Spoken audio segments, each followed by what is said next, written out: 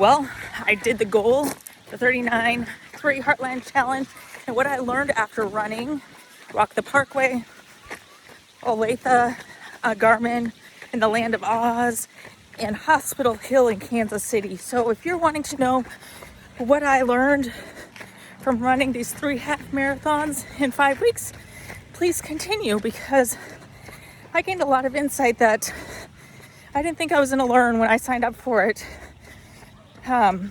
And so one of the big things that I learned was distance. It really messed up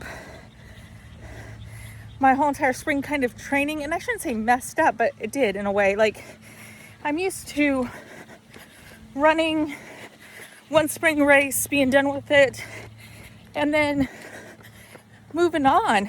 But the amount of miles that you complete in race mode was something that I've never experienced before. So being able to taper the mileage, recover, bounce back, and then going again was something that I just didn't take into account from after being off for winter-ish break from running. And so that was something that I learned was, if I do this challenge again, I really have to have a different mindset about how I train for 3 half marathons so close together. Because as somebody who's used to putting in 70 to 90 miles a month,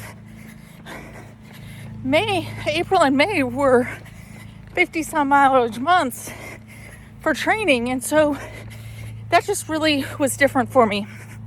The second part was food. And so figuring out how to make sure that I had enough carbs, making sure I had enough protein, that I refueled properly, and being able to make sure that I did what my body needed. And between the Olathe run and Hospital Hill, I started taking creatine supplement. And I am not a big supplement person. I am usually like, it's a big hype. But I did a lot of research on the creatine, and I was able to see the difference, that it helped with my endurance. It helped with the tiredness of my legs. And so that is now part of my routine, is having the creatine, being able to have my muscles full of water, and being able to really kind of look at that. The other part too was balancing family and training and racing. So my family was amazing. They were at every single race. They supported me. And so being able to work through that, but also addressing that mom guilt of, oh man, my kid is up at 5:30, 6 o'clock in the morning. He's coming to the races with me. And really balancing that after, and finding out what he needs from me afterwards, as well as I'm exhausted. And so really learning to see that he's learning so much from seeing other adults being active. He's seeing so much from mommy being active, and not having that guilt that goes along sometimes with that. And so being able to bring the fun toys with, being able to do all of those fun things, making it fun for him, making it fun for my husband, to be able to see what racing is really about. And so as I'm looking at this part here of really starting to see, okay, how do I make this all work? And being able to go forward with it. And then the last part is, what am I learning for my half marathon, or my marathon training? My marathon training in November. And what I'm realizing is that consistency is key.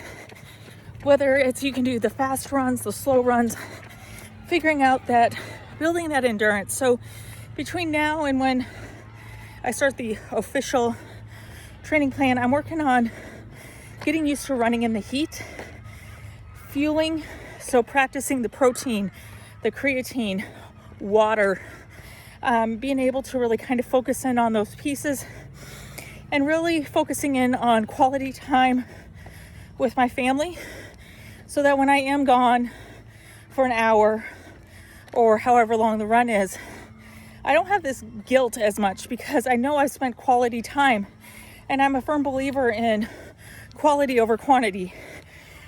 So being able to realize that all of these things are going to help me in November. And some other things that I'm going to be working on is weight training and stretching. So stretching is a big piece. I struggle with plantar fasciitis at times. And so realizing how much my legs and getting tight in my legs impacts my feet. And so those things that I got to remember as I'm trying to balance all of working full-time, mom, wife, and runner, of really starting to look at as I work towards my November goal. So as you're getting ready for your movement, whatever that looks like, I encourage you, your movement journey starts now. So whether you're restarting it, starting it, whatever the case may be, please let me know what you're doing. Put it in the comments below. And I look forward to sharing with you my running journey to get to my first marathon.